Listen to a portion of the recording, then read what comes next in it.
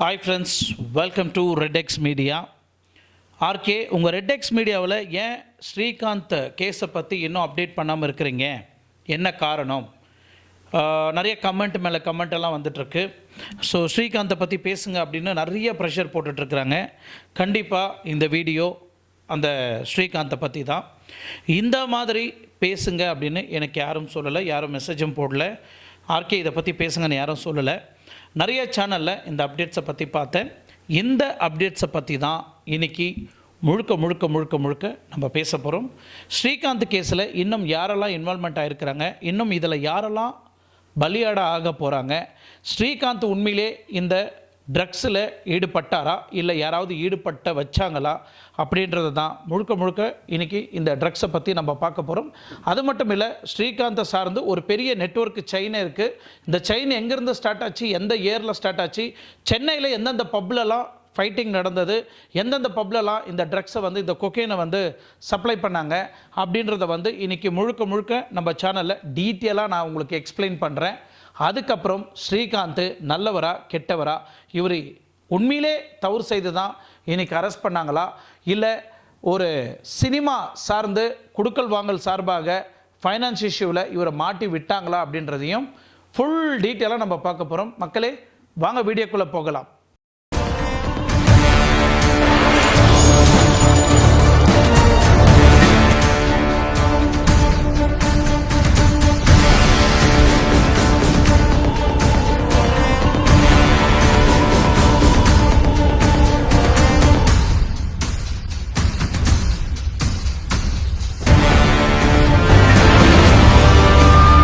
Welcome to RedX media. Friends, நம்ம actor ஸ்ரீகாந்தை பற்றி பேசுகிறதுக்கு முன்னாடி அதுக்கப்புறம் கிருஷ்ணாவை அரெஸ்ட் பண்ணியிருக்கிறாங்க. அதை எப்படி அரெஸ்ட் பண்ணாங்கன்றதையும் நான் உங்களுக்கு அப்டேட் பண்ணுறேன். இந்த நெட்வொர்க் செயினில் எத்தனை பேர் மாட்டியிருக்கிறாங்கன்றதையும் ஒருத்தராக நான் பேரை சொல்கிறேன். இதை சார்ந்து நம்ம பேசணுன்னா நம்ம 2017 போகணும். சென்னையில் நடந்த ஒரு ப்ரைவேட் பார்ட்டியில் ஒரு பெரிய கலவரமே நடந்தது. சென்னை பார் கலவரம் அப்படின்னு நீங்கள் போட்டிங்கனாவே அதில் ஃபுல் டீட்டெயில் உங்களுக்கு கிடைக்கும். ஸோ அந்த பார்ட்டியில் அனிருத் மியூசிக் டைரக்டர், இன்றைக்கி கிரேட் மியூசிக் டைரக்டராக இருக்கக்கூடிய அனிருத் சும்மா அப்படியே சிங்க மாதிரி நடந்து வர அந்த தருணத்தை நீங்கள் மறந்துருக்க முடியாது. இதை விட்டுருங்க. 2020 எக்மோரில் ஒரு ப்ரைவேட் பாரில் நடந்த ஒரு கலவரத்தை யாருமே நீங்கள் மறந்துருக்க முடியாது. 2025 போன மாதம் 22 இருக்கக்கூடிய நுங்கம்பாக்கத்தில் இருக்கக்கூடிய ஒரு ப்ரைவேட் பாரில் ஒரு பெரிய கலவரம் நடந்தது. அந்த கலவரத்தை யாரும் மறந்திருக்க முடியாது. ஸோ இந்த மாதிரி இந்த 3 கலவரத்தையும் சார்ந்து தான் இன்றைக்கி ஸ்ரீகாந்த் கைது செய்யப்பட்டிருக்கிறார். எப்படி இந்த 3 கலவரத்துக்கும் ஸ்ரீகாந்துக்கும் என்ன சம்மந்தம் இருக்குது அப்படின்னு நீங்கள் கேட்டிங்கன்னா, இங்கே தான் முக்கியமான ஒரு ட்விஸ்ட் இருக்குது. ஸோ கண்டிப்பாக நீங்கள் கடைசி வரைக்கும் பார்த்தா தான் இதில் உண்மையான இன்ட்ரெஸ்டிங் ஸ்டோரி. உண்மையிலே நியூஸில் வர அப்டேட்டும் நாம் கொடுக்கக்கூடிய இந்த அப்டேட்ஸ்லையும் உண்மைத்தன்மை எது அப்படின்றத உங்களுக்கு கிளாரிட்டியாக புரியும். முக்கியமாக ஸ்ரீகாந்த் எப்படி கைது செய்யப்பட்டார் அப்படின்னு நம்ம பார்த்தாக்கா, நான் சொன்ன மாதிரி கடந்த மாதம் 22 நடந்த நுங்கம்பாக்கத்தில் நடந்த அந்த ப்ரைவேட் பார்ட்டியில் தான் இங்கே பிரச்சனை ஆரம்பம். இந்த பிரச்சனைனால தான் நடிகர் ஸ்ரீகாந்த் கைது செய்யப்பட்டார். 22 நுங்கம்பாக்கத்தில் இருக்கக்கூடிய அந்த பப்புக்கு, அந்த ப்ரைவேட் பார்ட்டிக்கு செல்வபாரதி டீமும் தூண்டில் ராஜா டீமும் அந்த பாருக்கு வராங்க. செல்வபாரதின்ற சொல்லக்கூடிய ஒரு நபர், அவர் ஒரு போலீஸ் ஆஃபீஸோட சன். 22 அந்த பாருக்குள்ளே ஒரு பெரிய கான்ட்ரவர்சி நடக்குது. ஒரு சின்ன பேச்சுவார்த்தையில் 2 பேருக்கும் அடிதடி ஸ்டார்ட் ஆகுது. ஒட்டுமொத்த பாரையும் சூறையாடப்படுது. அந்த டேபிள், சேர், பாரில் இருக்கக்கூடிய பாட்டில்ஸ் எல்லாம் உடைக்கப்படுது. ஸோ அந்த பப்போட மேனேஜர் என்ன பண்ணுறாரு, உடனே நுங்கம்பாக்கத்தில் இருக்கக்கூடிய போலீஸ் ஸ்டேஷனுக்கு கால் பண்ணுறாங்க. உடனே போலீஸ் தூண்டில் ராஜா மேலேயும் செல்வபாரதி டீம் மேலேயும் 2 பேர் மேலேயும் எஃப்ஐஆர் கேஸ் பதிவு செய்யப்படுது. ஸோ இதை சார்ந்து நுங்கம்பாக்கம் போலீஸார் செல்வபாரதியை கைது செய்கிறாங்க. செல்வபாரதியை கைது செய்த பிறகு ஏன் தூண்டில் ராஜா மேலே கேஸ் எடுக்கப்படலை, சரியாக அவரை கைது செய்யப்படலைன்னா, அரசியலில் இருக்கக்கூடிய ஒரு பிரபலம் ப்ளஸ் சினிமா துறையிலையும் வளம் வந்துட்டு இருக்கக்கூடிய நடிகராகவும் அரசியல் பிரபலமாக இருக்கக்கூடிய அஜய் இந்த கேஸ் சார்பாக நிறைய ஆதரவு திரட்டுறாரு. மட்டும் இல்லை, ஆதரவு தெரிவிக்கின்ற பேரில் அந்த போலீஸ் ஸ்டேஷனுக்குள்ளே புகுந்து நிறைய விஷயங்களை வந்து அத்துமீறலாம் வேலைகளை வந்து பண்ணியிருக்கிறாரு அஜய். சில ரவுடிசமுங்கெல்லாம் கூட்டு போய் அந்த ஸ்டேஷனில் பிரச்சனை பண்ணார். அது மட்டும் இல்லை, கட்ட பஞ்சாயத்து பண்ணார் அப்படின்னு சில குற்றச்சாட்டு அஜய் மேலே வைக்கப்படுது. ஸோ அதுக்கப்புறம் போலீஸ் என்ன பண்ணுறாங்கன்னா, தன்னோட டியூட்டியும் தன்னோட கடமையும் செய்ய விடாமல் தடுத்த அஜயை வந்து கைது செய்கிறாங்க. அது மட்டும் இல்லை, அவர் கூட சேர்ந்து கிட்டத்தட்ட ஒரு 2 பேரை கைது செய்கிறாங்க. சுனாமி சேதுபதி அண்ட் பிரசாத் என்ற நபர் மேலே பலவிதமான அவங்க மேலே கேஸை வந்து பதிவு செய்திருக்கிறாங்க. ஜூன் 4ஆம் தேதி தூண்டில் ராஜாவை ஒரு ப்ரைவேட் பிளேஸ்லேருந்து அவரையும் கைது செய்கிறாங்க. ஸோ இவங்களை எல்லாரையும் கைது செய்த பிறகு இவங்களை போலீஸ் டிபார்ட்மெண்ட்டு ஒரு நார்மல் கேஸு தான் அப்படின்னு நினச்சாங்க. அதுக்கப்புறம் இவங்களை எல்லாரையும் கைது பண்ணி இவங்களை விசாரிக்கிற முறையில் விசாரிக்க ஆரம்பிக்கும் போது தான் போலீஸே ஷாக் ஆகக்கூடிய வகையில் நிறைய அப்டேட்ஸ் வந்து அவங்களுக்கு கிடைக்கிது. நான் சொன்னேன் இல்லைங்களா, உங்களுக்கு முதலே சொன்னேன், 2017, 2020, 2025 இந்த 3 பார் சண்டையிலையும் ஒரு முக்கியமான புள்ளி பேர் வந்து அடிப்படுது. அது வேற யாரும் இல்லை, ஒரு கட்சியை சார்ந்த ரொம்ப முக்கியமான பிரபலம் அஜய் மேலே வந்து இந்த வழக்கு வந்து திரும்புது. ஸோ இந்த மாதிரி ட்ரக்ஸு, இந்த மாதிரி கட்ட பஞ்சாயத்து, இந்த மாதிரி நிறைய விஷயங்கள் மேலே இவர் மேலே கேஸ் வந்து நிலுவையில் இருக்குது. இப்போ புதுசாக ஒரு பெரிய தொழிலதிபர் வந்து கிட்டத்தட்ட கோடிக்கணக்கான பணத்தை வாங்கி எங்களை ஏமாத்திருக்கிறாங்க அப்படின்னு இன்னொரு மோசடி வழக்கும் அஜய் மேலே பதிவு செய்யப்பட்டிருக்கு. ஸோ இந்த மாதிரி கேஸுங்கள் நிறைய கேஸ் வந்து நிலுவையில் இருக்கிறதுனால உடனே என்ன பண்ணுறாங்கன்னா, அஜய் மேலேயும் சுனாமி சேதுபதி மேலேயும் குண்டாஸ் சட்டத்தில் இவங்க 2 பேரையும் உள்ளே போடுறாங்க. இது இல்லாமல் அஜயோட ஆதரவாளாக இருக்கக்கூடிய நபர்களும் அந்த பார் சம்பந்தப்பட்ட கேஸ் கம்ப்ளைண்ட் கொடுக்கப்பட்ட நபர் பிரசாத் மேலேயும் கம்ப்ளைண்ட் வந்து பதிவு செய்யப்படுது.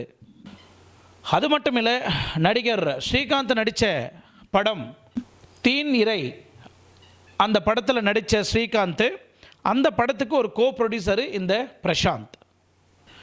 இப்போ கண்டிப்பாக உங்களுக்கு புரிஞ்சிருக்கும் ஸ்ரீகாந்த் எந்த இடத்துல வந்து கனெக்ட் ஆகிறார் அப்படின்னு. ஸோ ஸ்ரீகாந்த் உண்மையிலே அவர் குற்றவாளியாக ஆக்கப்பட்டாரா, இல்லை அவர் முன்னாடியே இந்த கொக்கைன் ட்ரக்ஸ் எல்லாம் எடுத்தாரா அப்படின்றத வந்து நம்ம அப்புறமா டிஸ்கஸ் பண்ணலாம்.